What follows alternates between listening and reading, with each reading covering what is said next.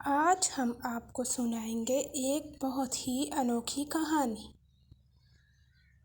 ایک ایسے جنگل کے بارے میں جہاں سبھی جانور بہت خوش تھے۔ موسم بھی بہت اچھا تھا۔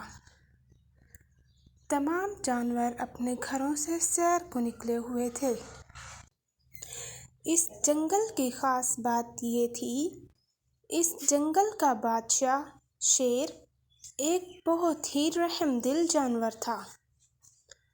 وہ جنگل میں رہنے والے تمام جانوروں کی حفاظت کرتا تھا۔ ساتھ ہی ساتھ یہاں پر چھوٹی گلہریاں بھی رہتی تھیں، لیکن وہ بہت شیطان تھیں۔ اس کی شیطانی کی وجہ سے سبھی جانور اس سے تھوڑا ناراض تھے اور انہوں نے شیر سے شکایت کی کہ اس کی شرارتوں کی وجہ سے ہمیں پریشانی ہوتی ہے۔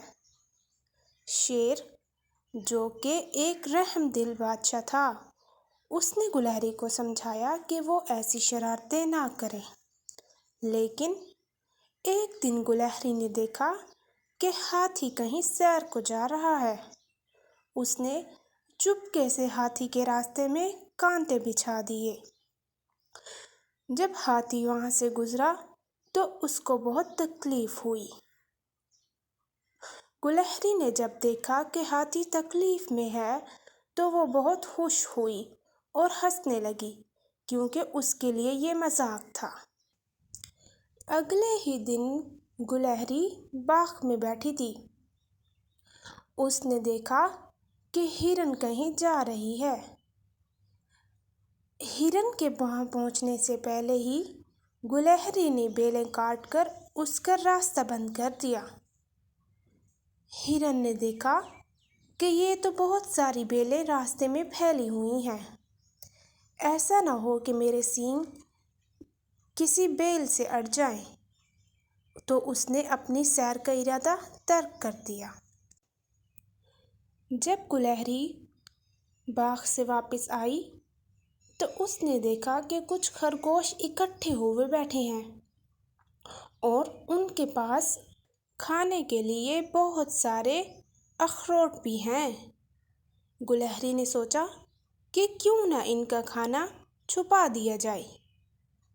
دیکھتے ہی دیکھتے گلہری نے خرگوش کو باتوں میں لگا کر دور بھیج دیا اور ان کا کھانا چھپا دیا۔ سب کو تنگ کرنے کے بعد گلہری نے سوچا کہ آج تو میرا دن بہت اچھا گزرا ہے، سبھی کے ساتھ میں نے بہت شرارت کی ہے۔ کیونکہ گلہری تو شرارتی تھی، اس کو شرارتیں کرنا ہی اچھا لگتا تھا، لیکن اس کی شرارت سے باقی سب جانور بہت پریشان تھے۔ ان سب نے سوچا کہ کیوں نہ گلہری کو سزا دی جائے۔ انہوں نے جا کر شیر سے گلہری کی شکایت کر دی۔ شیر ایک بہت ہی رحم دل بادشاہ تھا۔ وہ چاہتا تھا کہ جنگل میں سبھی جانور ہنسی خوشی رہیں، کسی کو بھی کوئی پریشانی نہ ہو۔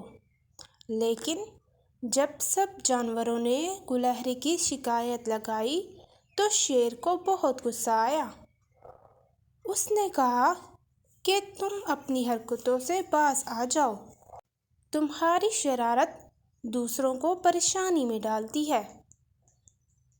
ان سب کی شکایت سن کر گلہری کو بہت شرمندگی ہوئی۔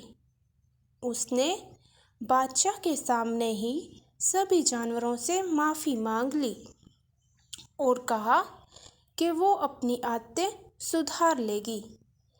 میں کوشش کروں گی کہ میری وجہ سے کسی کو کوئی پریشانی نہ ہو۔ بادشاہ نے دیکھا کہ گلہری نے معافی مانگ لی ہے تو سبھی جانور خوش ہوئے۔